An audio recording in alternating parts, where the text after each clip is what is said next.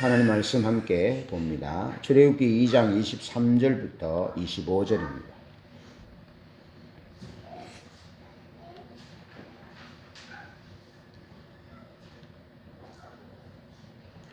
출애굽기 2장 23절부터 25절 다 한음성으로 합독하겠습니다. 시작. 여러 해 후에 애굽 왕은 죽었고 이스라엘 자손은 고된 노동으로 말미암아 탄식하며 부르짖으니 그 고된 노동으로 말미암아 부르짖는 소리가 하나님께 상달된지라. 하나님이 그들의 고통 소리를 들으시고 하나님이 아브라함과 이삭과 야곱에게 세운 그의 언약을 기억하사 하나님이 이스라엘 자손을 돌보셨고 하나님이 그들을 기억하셨더라. 아멘. 함께 해봅시다. 기도로 맞서라 하나님이 계신다. 기도로 맞서라 하나님이 계신다. 기도로 맞서라 하나님이 계신다. 기도로 맞서라 하나님이 계신다. 아멘. 오늘의 제목입니다. 여러분, 대통령 선거가 끝났는데 부정선거의 흔적들이 곳곳에서 드러났습니다. 우리가 은행 가면 떼지를 떼지 않은 신권이 있거든요. 신권 같은 그런 뭉퉁이 개인이 투표를 하기 때문에 한 장씩 접어넣습니다. 뭉퉁이 표들이 무더기로 발견된 그런 것들이 촬영이 되고 노출이 되고 그랬는데도 이렇게 됐습니다. 어쨌든 우리가 예측이라는 것이 있지 않습니까? 예측. 무릎이 쑤시면 내일 비가 오겠구나. 그것도 일종의 예측이지요. 예. 그 헨리 왕 얘기인가 보면은 프랑스군과 전쟁할 때 그 충실한 신하의 얘기를 듣잖아요. 무거운 갑옷을 벗고 그냥 맨몸으로 싸우자. 왜 그러냐면 내일은 비가 올 거다. 비가 오는데 갑옷을 입고 무거운 갑옷을 입고 진흙탕에 뒹굴면 말을 타고 뒹굴면 질 수밖에 없다. 그러니까 내일 비가 올 때 어떻게 하느냐 하니까 자기가 말이 무릎이 쑤시고 아프다는 거죠. 그런데 왕이 그것을 채택합니다. 그래서 승리해요. 예측이라는 것이 있지 않습니까? 그래 예측이나 여러 정황들을 볼 때 예상되는 바였지만 결국에는 선거가 그렇게 결과가 났습니다. 어떻게 될지 어떻게 돌아갈지는 모르지만 우리는 우리가 원하는 방식대로 우리가 원하는 사람이 대통령으로 당선되지 않았다고 할지라도 또 그런 일들이 우리 앞에 일어날 때 우리는 그 사건 상황 하나하나에 일비하지 말고 하나님이 그 사건을 통해서 우리에게 무슨 말씀을 하시는지 우리가 이길 수도 있고 질 수도 있잖아요. 성공할 수도 있고 실패할 수도 있잖아요. 그런데 그런 그 상황들을 어떻게 하나님의 관점으로 받아들이느냐 또 하나님의 뜻이 이루어지기를 기도하느냐 하는 것은 중요한 문제거든요. 그런 문제들을 오늘 말씀을 통해서 다뤄보려고 그럽니다. 자, 하나님의 백성들이 원하는 방향과 방법으로 기도가 응답되지 않을 때도 많습니다. 우리가 원하는 방법으로 기도가 응답될 때도 있지만 어쩌면 더 많은 부분이 우리가 원하는 대로 기도 응답이 되지 않을 때가 있습니다. 그것은 어쩌면 우리가 우리 삶에 있어서 더 많은 부분이 하나님의 뜻보다는 우리의 소욕을 따라서 살아간다라고 볼 수 있는 거죠. 하나님의 뜻을 따라 기도하면 반드시 하나님이 응답하십니다.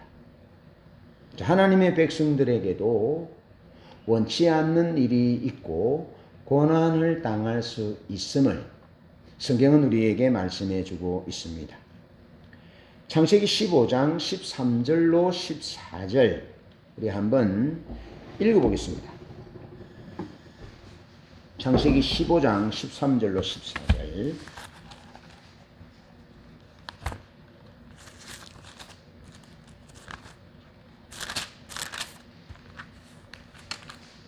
15장 13절로 14절. 다 시작. 여호와께서 아브라함에게 이르시되 너는 반드시 알라. 내 자손이 이방에서 객이 되어 그들을 섬기겠고 그들은 400년 동안 내 자손을 괴롭히리니 그들이 섬기는 나라를 내가 징벌할지며 그 후에 내 자손이 큰 재물을 이끌고 나오리라. 아멘. 자, 400년 전에 오늘 본문의 상황이 일어나기 전 400년 전에 하나님께서 아브라함에게 큰 땅을 주고 큰 자손을 주겠다라고 약속하시면서 400년 뒤에 일어날 일에 대해서 하나님이 아브라함에게 예언하셨어요. 말씀하셨는데 하나님은 예언이 아니라 하나님은 그냥 말씀하신 거죠. 근데 우리 쪽에서 볼 때 400년 후의 일이니까 예언이 되는 거죠. 하나님이 뭐라고 말씀하십니까? 400년 동안 그들이 내 자손을 괴롭히리라 그랬습니다. 그러니까 이 400년 전에 아브라함에게 주셨던 하나님의 말씀을 듣지 못한 이스라엘 백성들은 자기들이 당하는 고난이 어떻다고요? 부당한 거죠. 네. 우리가 뭐 잘못한 것도 없는데 하나님이 왜 이런 고난을 허락하셨단 말인가 하고 하나님을 원망할 수도 있습니다. 이해할 수 없는 상황이잖아요. 그런데 하나님은 이스라엘 백성들이 큰 민족을 이룩하는 과정에서 큰 고난이, 오랜 고난이 있을 것을 그들의 믿음의 선조 아브라함에게 말씀하셨다라는 겁니다.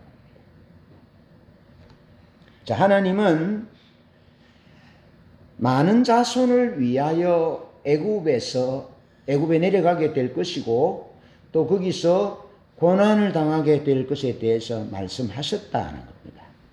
자, 그러면서 출애굽기 1장 다시 한번 읽어봅니다. 출애굽기 1장 8절.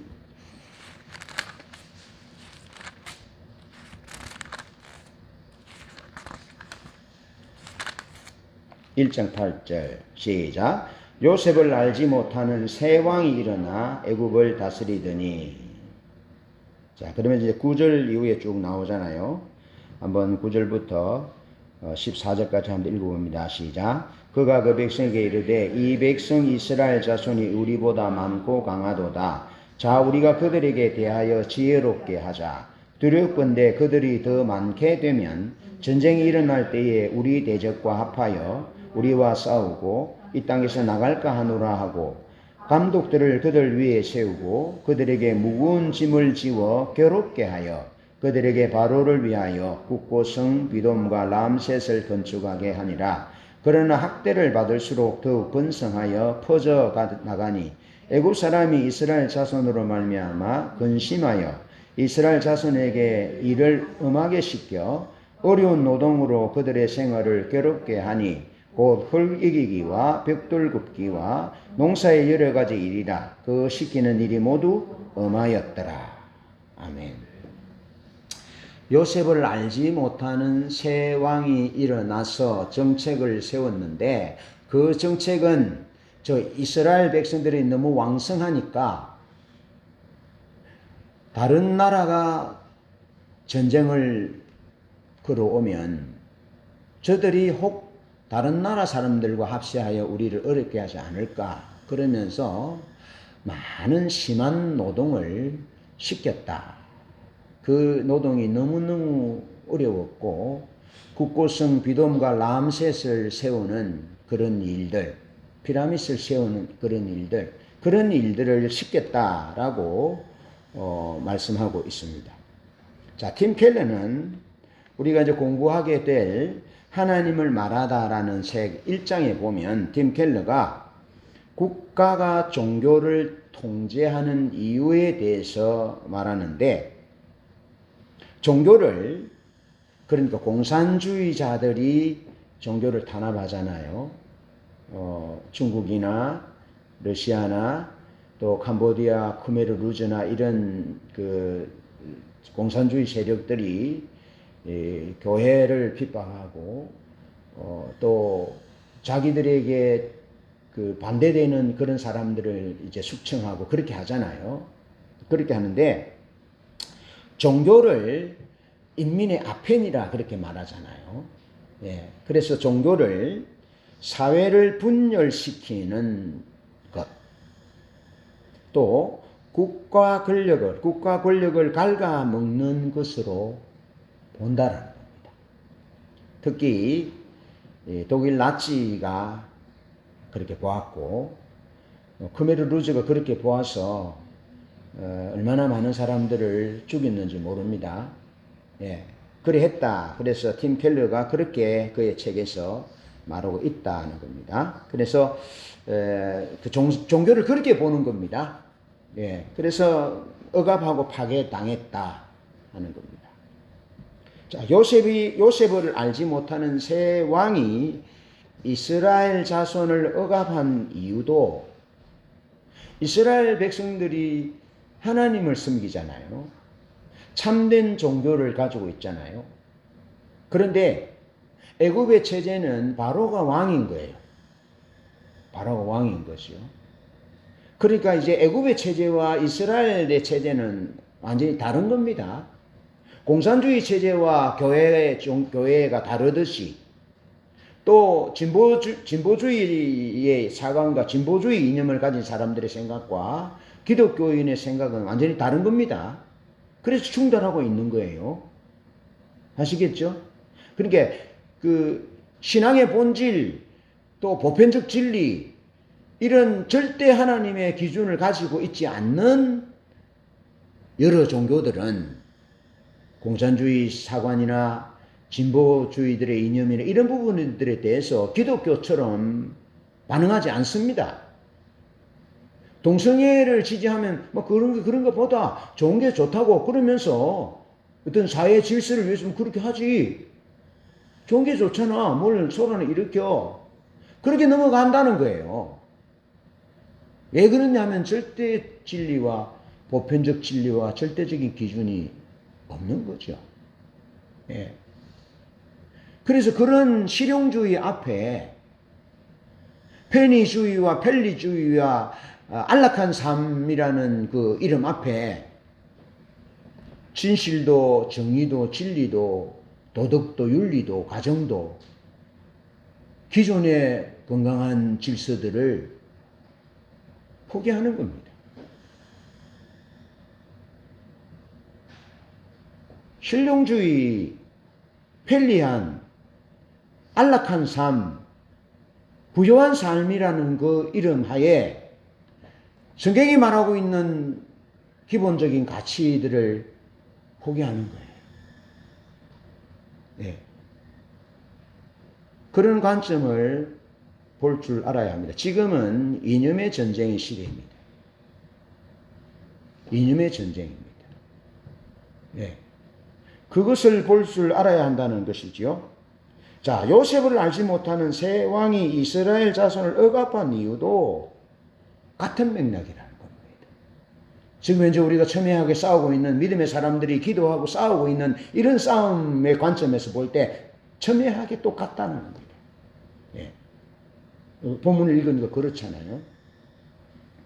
그래서 수록 1장 8절로 10절에 보면 요셉을 알지 못하는 세 왕이 일어나 애굽을 다스리더니 그가 그 백성에게 이르되 이 백성이 이스라엘 자손이 우리보다 많고 강하도다. 자, 우리가 그들에게 대하여 지혜롭게 하자. 두렵건대 그들이 더 많게 되면 전쟁이 일어날 때에 우리 대적과 합하여 우리와 싸우고 이 땅에서 나갈까 하노라.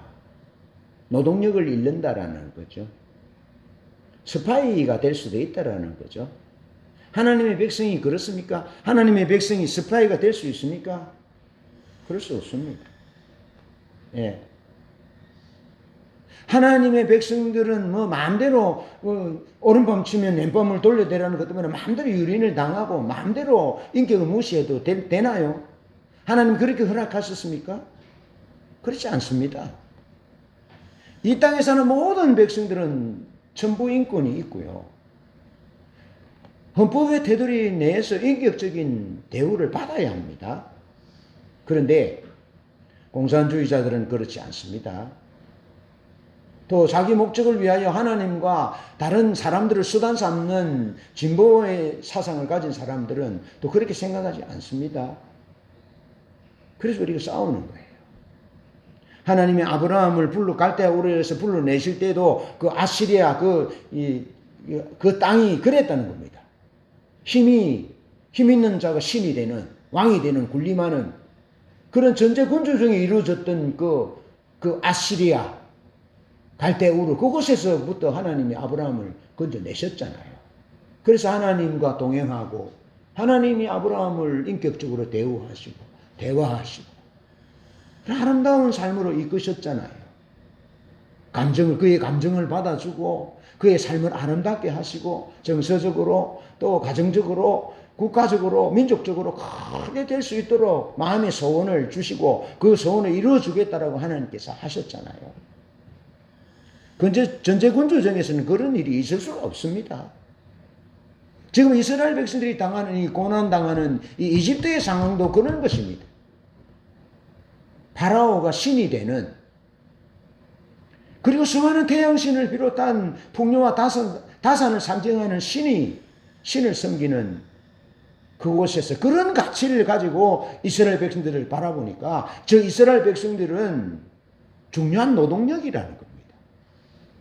저들이 떠나버리면 우리 경제에 혼란과 문제가 있으니까 그 노동력 때문에 자기 자신들의 편리하고 이로운 삶 때문에 저들의 자유를 억압하고 착취해야 한다는 겁니다. 그런 관점인 것이죠. 여러분 잘 기억하셔야 합니다. 권선징악입니다. 의로운 착한 삶을 사는 사람은 그에 상응하는 보상을 받아야 하고, 죄를 짓고 사회적인 무리를 일으킨 사람은 그에 준하는 벌을 받아야 하는 것이 우리 삶의 중요한 가치잖아요. 그런데 그런 것들이 무너지기 시작했다. 상당히 앞으로 우리 다음 세대들이 앞으로의 세대가 어떤 방향을 향하여 나갈지 심히 염려스러운 부분이죠. 이스라엘 자손을 억압하는 애굽의 정책을 살펴보자. 그 첫 번째 정책은 억압과 학대 정책으로서 고역으로 그들의 생활을, 이스라엘 자손들의 생활을 괴롭게 하였다. 고역으로, 중노동으로 고역했다. 그런데 그들이 중노동을 시킨 것은 무엇입니까? 바로를 위하여 국고성 비돔과 람셋을 세우는, 한 인간을 위하여 한 민족이 순환당하는,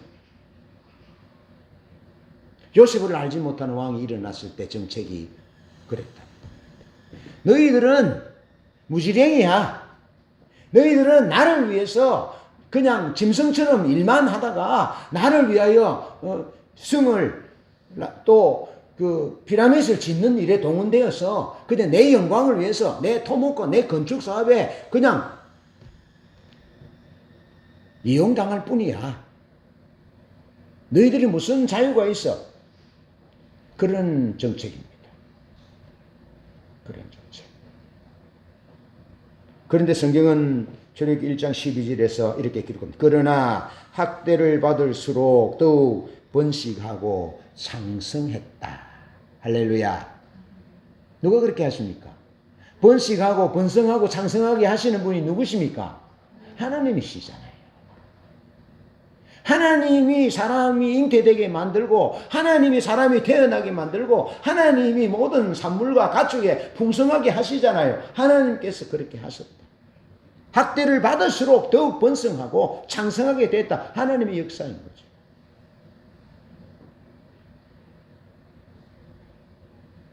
두 번째는 산하 제한 정책입니다. 출애굽기 1장 20절에 보면 남아 살해 정책을 펼쳤다. 여자아이가 태어나면 살려두고 남자아이가 태어나면 나일강에 빠뜨려서 죽게 했다.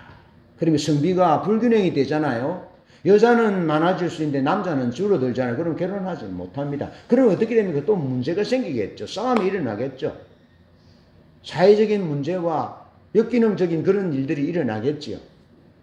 그런 정책을 펼쳤다. 산하 제한 정책. 그러면 이제 결혼도 안 하겠죠. 기피하겠죠. 예. 그 당시에는 뭐 피임도 마음대로 할 수 없었는데, 아기를 낳으면 생기는 대로 낳아야 되는데, 아들을 낳으면 그 아들을 가슴에 묻어야 되잖아요.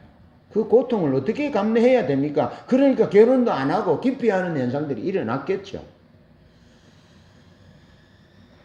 하지만 하나님이 은혜를 베푸셔서 산파들에게 은혜를 베푸셨고, 하나님이 이스라엘 자손들에게 은혜를 베푸셔서 백성은 생육이 번성하고 심히 강대했다.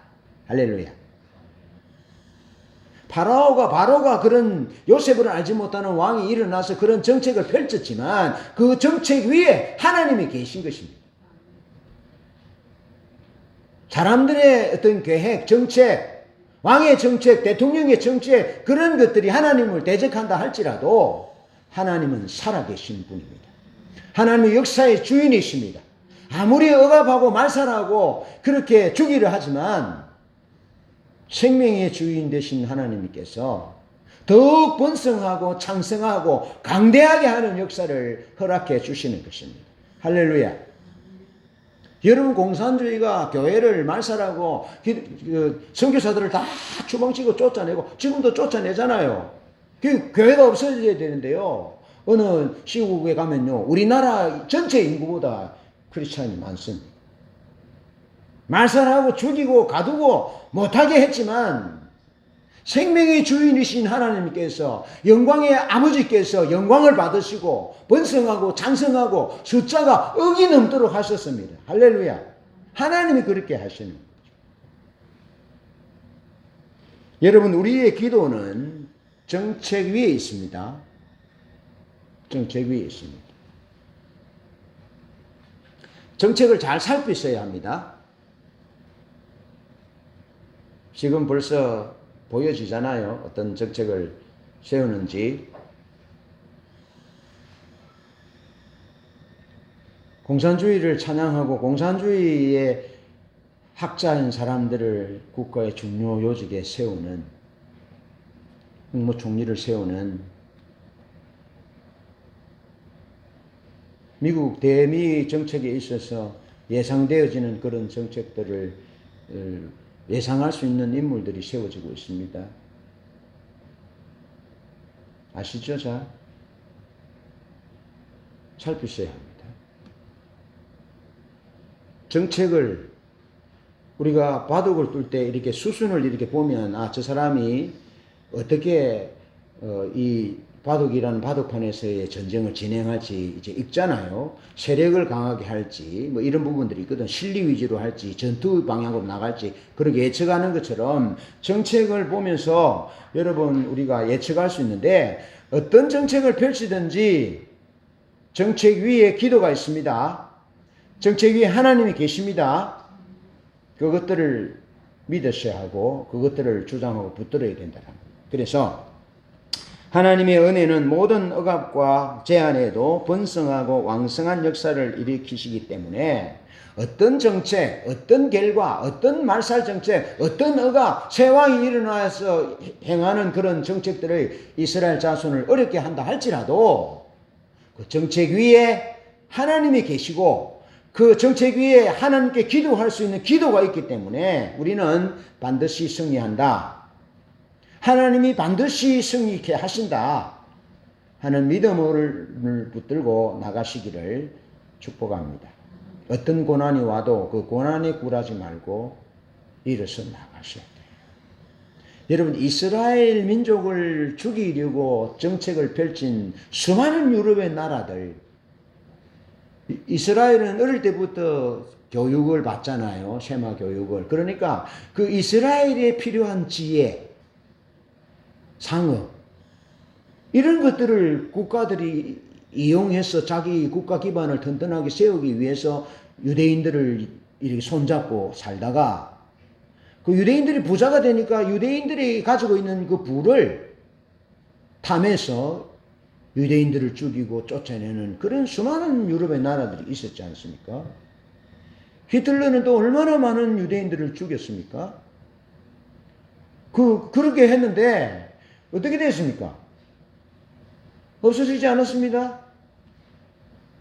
절대로 없어지지 않습니다. 공산주의가 교회를 무너뜨리게 하지만 교회는 무너지지 않습니다. 없어지지 않습니다. 그와 같습니다. 그래서 하나님의 백성들도 고난당할 수 있는데 고난 중에 우리는 하나님께 기도할 수 있잖아요. 여러 가지 어려운 정책이 있어도 하나님이 정책 위에 계시잖아요. 그래서 낙심할 필요가 없다는 것이고 우리 기도로 맞서면 된다는 거죠. 그래 두 번째는 고난에는 기도로 맞서야 한다는 겁니다. 고난에 기도를 맞서자. 나쁜 정책에도 기도로 맞서자. 예? 어떤 기존 도덕적 가치와 기존 사회의 가치들이 무너진다 할지라도 우리가 하나님 앞에 기도하면 하나님이 살아계셔서 역사하셔서 승리있게 하십니다. 여러분 오늘 읽었던 본문 말씀 출애굽기 2장 23절 상반절을 보면 그 고난이 오래 지속되었음을 알 수 있습니다. 2장 23절에 보면 여러 해 후에 애굽 왕은 죽었고 이스라엘 자손은 고된 노동으로 말미암아 탄식하며 부르짖으니 그 고된 노동으로 말미암아 부르짖는 소리가 하나님께 상달되었다. 그렇게 말씀하고 있습니다. 고난이 오래 지속되었다. 우리가 좀 전에 살펴본 창세기 15장 13절에는 하나님이 아브라함에게 말씀하실 때 400년 동안 애굽의 네 자손들을 괴롭게 할 거다. 그렇게 말씀하셨잖아요. 400년입니다.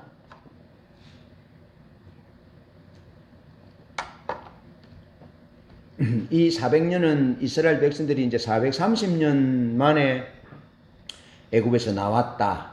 또 4대 만에 나왔다. 그런 표현들이 있습니다. 그래서 400년 문자적으로 400년 다 고통을 당했다. 그렇게 볼 수는 없지만 어쨌든 애굽에서 고난이 있었고 그 기간이 길었다라는 것을 보여주잖아요. 그러면서 창세기 50장 22절로 23절에 보면 요셉이 110세에 죽었고 에브라임 자손 3대를 보았고 므낫세의 아들 마길도 요셉의 설화에서 양육이 됐다라는 겁니다. 그러니까 요셉이 살아있을 때 3대 동안 그 조카 3대 동안 요셉의 치하에서 보호를 받고 평안하고 또 그 삶을 누리는 경제적으로 문화적으로 정서적으로 삶을 누리는 그런 평안한 삶을 살았는데 요셉의 나이와 이런 것들을 계산해 볼 때 한 275년 정도 에브라임 자손 3대 이후부터 고난을 당했다고 볼 때 275년을 고난을 당했다라고 볼 수 있고 아브라함에게 약속하신 하나님이 예언하신 말씀을 보면 400년이고 또 구약학자들은 출애굽 당시의 바로가 람세스 2세라고 봅니다. 람세스 2세, 역사적으로 람세스 2세와 출애굽 당시의 바로를 동일한 인물로 본다라는 겁니다. 그렇게 볼 때 람세스는 세 왕으로 통치한 이 람세스는 66년 동안 통치했다는 겁니다. 66년 동안. 그리고 이제 그 세 왕이 죽은 후에도 또 왕이 고통을 어렵게 했다는 그런 내용도 있는데 어쨌든 그런 긴 세월 동안 오랜 세월 동안 이스라엘 자손이 고난을 당했음을 볼 수 있습니다. 자, 이스라엘 백성들이 어떤 고난을 당했는지를 한번 보면 바로의 무덤인 피라미드는 25톤의 돌 200만 개를 18톤 트럭 37만 대 분량이고 그 분량의 무게입니다. 그 피라미드 하나를 세우는데 그게 돌의 분량이 다시 말씀드려볼 거예요. 25톤 무게의 돌 하나가 25톤 무게의 돌 200만 개. 이것을 트럭으로 옮긴다고 보면 18톤 트럭 37만 대 분량의 무게라는 겁니다. 그리고 700km 떨어진 룩소르에서부터 운반해 왔다. 그 많은 돌을. 그리고 그때 무슨 덤프트럭이 있었겠으며 트레일러가 있었겠습니까?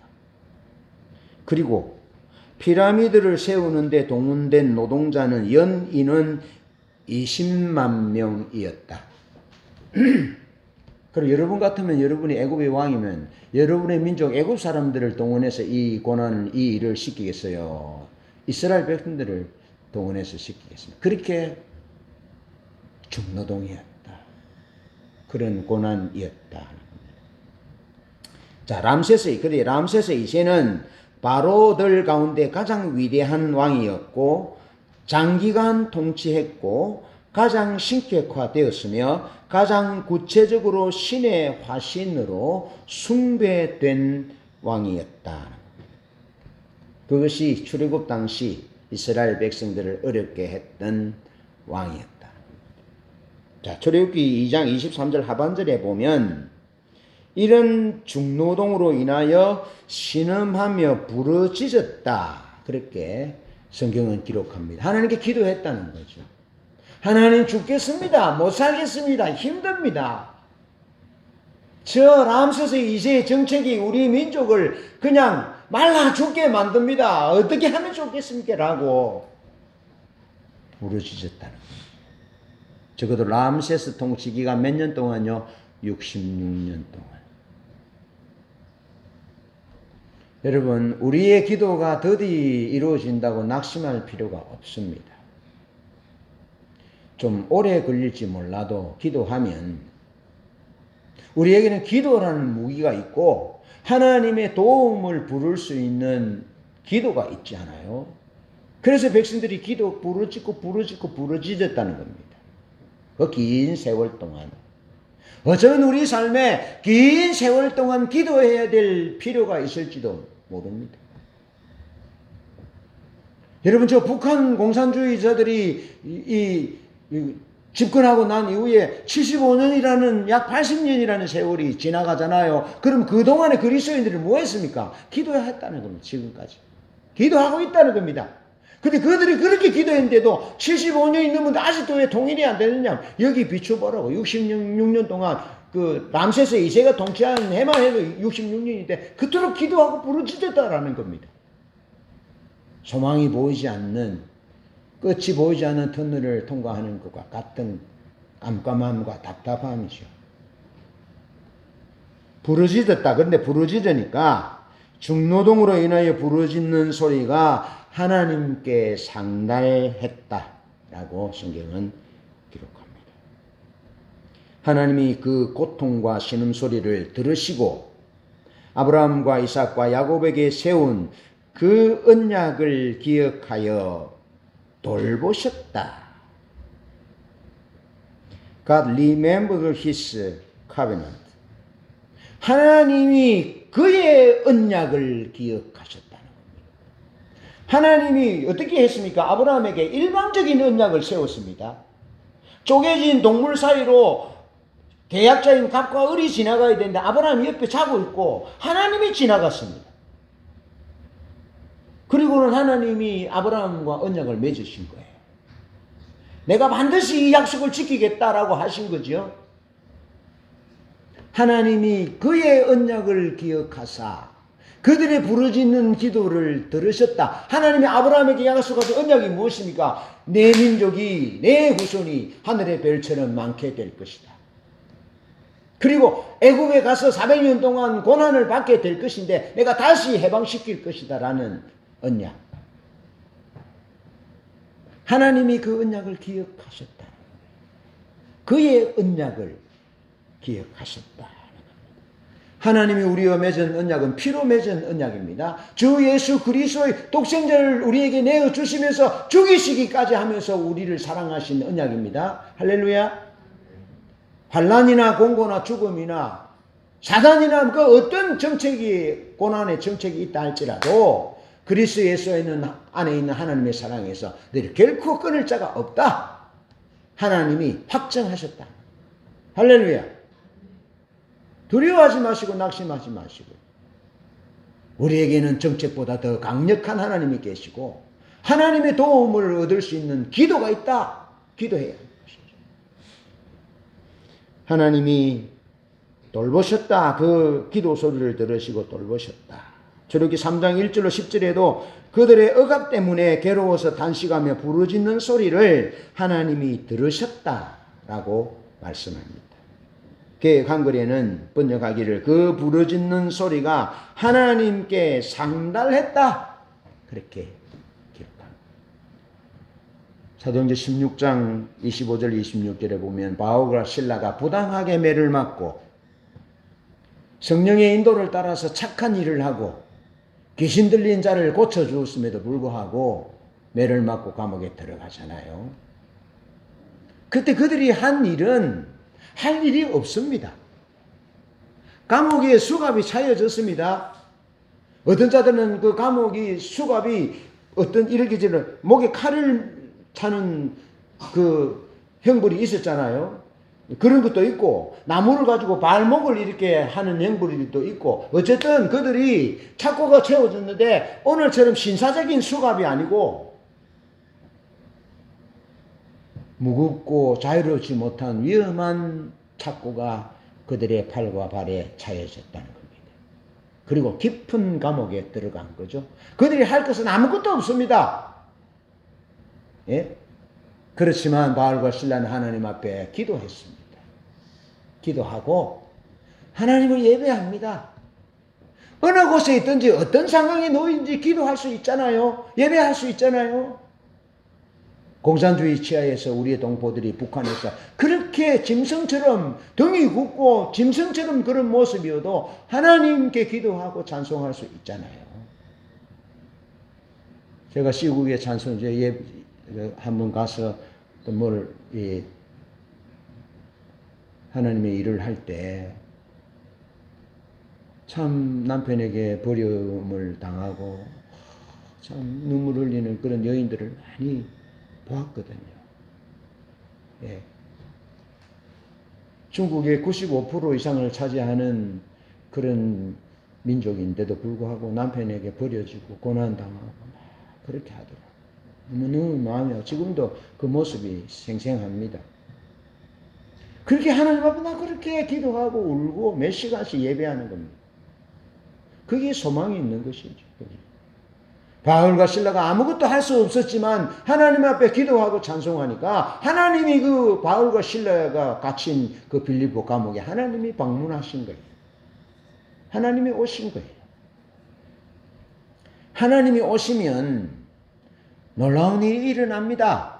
묶인 것이 풀려지고요. 불치병이 고쳐지고요. 죽은 자가 살아나고요. 우리 마음의 근심 걱정들이 떠나가게 되고요. 하나님이 놀라우신 일을 행하시는 것들이 보여지기 때문에 참된 자유와 기쁨과 만족과 승리가 하나님이 오시는 곳에 일어나는 거죠. 그리고 하나님은 우주보다 크시잖아요. 그러니까 그 크신 하나님이 빌립보 감옥에 임하시니까 빌립보 감옥이 하나님의 임재의 무게를 지탱할 수가 없어서 그냥 터져버린 거죠. 터져버린 거죠. 하나님이 우리와 함께 하시는 것이 강권입니다. 하나님이 우리 교회와 하나님의 백성들과 하나님이 이 나라 민족과 함께 하는 것이 강권입니다. 그렇게 하나님, 그 거룩하신 하나님이 임하실 수 있도록 우리 개인이 거룩하고 하나님의 교회가 하나님의 백성들의 가정이 거룩할 때 그때 우리의 위기를 하나님에 의해서 극복하게 될 줄로 믿습니다. 우리가 할 일은 그것입니다. 하나님 우리가 거룩하게 해주세요.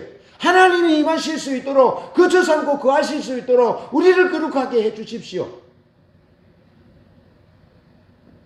정책을 비판하기 이전에 하나님이 오셔서 일하실 수 있도록 기도하자라는 거죠. 하나님은 자기 백성의 기도를 들어주시고 인도해 주시는 분이십니다. 이스라엘 백성이 하나님 앞에 그렇게 부르짖으니까 하나님께서 그 기도를 들으시고 바로 모세에게 찾아가십니다. 기가 막힌 거 아닙니까? 지금 이스라엘 백성들이 이집트에 있습니다. 이집트에. 예, 이집트에 있는데 하나님은 미디안 땅에 있는 뭐 시나이 반도라고도 하지만은 아라비아 반도라고도 말하고 있고, 지금은 뭐 여러 가지 체제 때문에 뭐 잘 모르겠지만 어느 곳에 있는 것이 중요한 것이 아니지만 우리는 알잖아요. 하나님이 미디안 땅에 있는 모세에게 찾아갔는데 모세를 만나주는데 어디서 만나줍니까? 하나님의 산 호라에서 딱 만나주잖아요. 나중에 모세가 하나님의 백성들이 이끌고 십계명에 하나님과의 언약을 맺을 때 어디서 언약을 맺습니까? 자기가 가본 그곳에. 예? 자기가 막 다녀본 그곳으로 백성들을 인도하고 자기가 가본 그 산에 가서 하나님 만나. 하나님이 그곳에 먼저 가셔서 백성들이 부르짖는 것을 들으시고는 바로 거기 가셔서 모세를 찾으셨어요. 그래서 모세에게 내가 백성들의 부르짖는 중노동을 보고 그 고통을 내가 알고 그들을 구원을 하고자 하는데 네가 좀 해줘야 되겠다. 하나님 그렇게 하셨어요. 하나님 그런 분입니다. 그래서 하나님이 모세에게 찾아가셔서 자신을 알리시고 애굽에서 모세를 통해서 자기 백성을 구원시키실 것에 대해서 말씀하시고 앞으로 구원받은 후에 하나님의 백성들이 하나님을 예배할 것에 대해서 그를 초청하고 있는 것입니다. 말씀을 맺습니다. 출애굽 당시 바로였던 람세스 2세는 그는 백전백승의 장수였습니다. 가장 부강한 영토와 넓은 나라를 건설한 사람입니다. 성경에서 말하는 비돔과 람셋은 피아툼, 피람세스, 출애굽기 1장 11절에서 말하는 토목 사업을 대단하게 일으켰던 성공한 사람이죠. 그러면서 신의 화신으로 숭배된 왕이 바로 람세스 2세였습니다. 그 대단한 사람이죠. 그러나 그를 굴복시킨 분은 우리의 하나님이십니다. 10가지 재앙으로 그들을 완전히 멸망시키고 그들을 완전히 코너에 모시고 해방시키신 분은 전능하신 살아계신 여호와 하나님이십니다. 우리에게는 이 크시고 살아계신 하나님 여호와가 계십니다. 하나님의 백성인 우리가 기도할 때 하나님은 들으시고 보시고 해결하십니다. 응답이 더디고 다른 결과로 정치적인 결정이 나타났지만 우리는 정책을 잘 살피되 정책을 비판할 것이 아니고 정책에 영향받는 것이 아니고 기도하자라는 거죠. 하나님의 약속을 붙들고 부르짖고 기도하면 반드시 하나님은 살아계셔서 응답하시고 인도하십니다. 너는 내게 부르짖으라 내가 내게 응답하겠고 내가 알지 못하는 크고 비밀한 일을 내게 보이리라. 그렇게 말씀합니다. 기도로 맞서라. 하나님이 계신다. 할렐루야. 찬양하겠습니다. 첫 번째 찬양을 마지막 찬양으로 하겠습니다. 피난처 되신 주 예수 찬양합니다.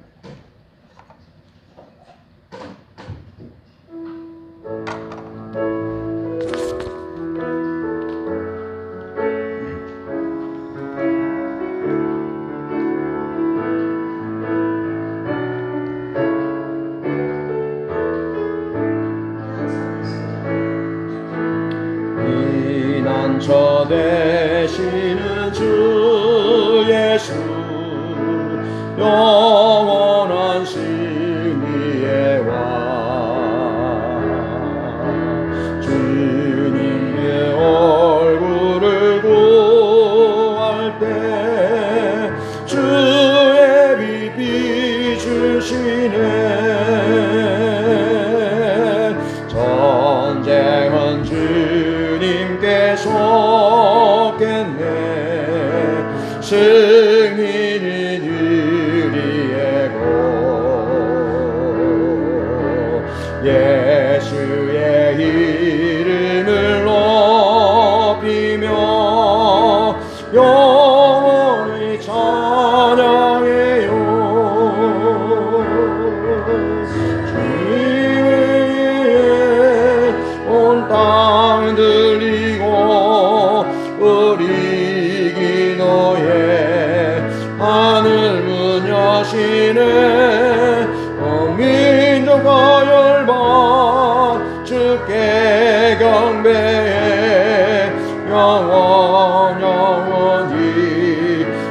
저의 계신 왕께 피난처 되시는 주 예수 영원한 승리의 왕 주님의 얼굴을 구할 때 주의 빛 비추시네 전쟁은 주님께서 겠네 승리는 우리의 곳 예수의 이름을 높이며 영원히 찬양해요 주님의 임재에 온 땅 들리고 우리 기도에 하늘 문 여시네 민족과 열방 주께 경배해 영원히 하나님 어린 양께 주님의 임재에 온 땅 들리고 우리 기도에 하늘 문 여시네 민족과 열방 주께 경배해 영원히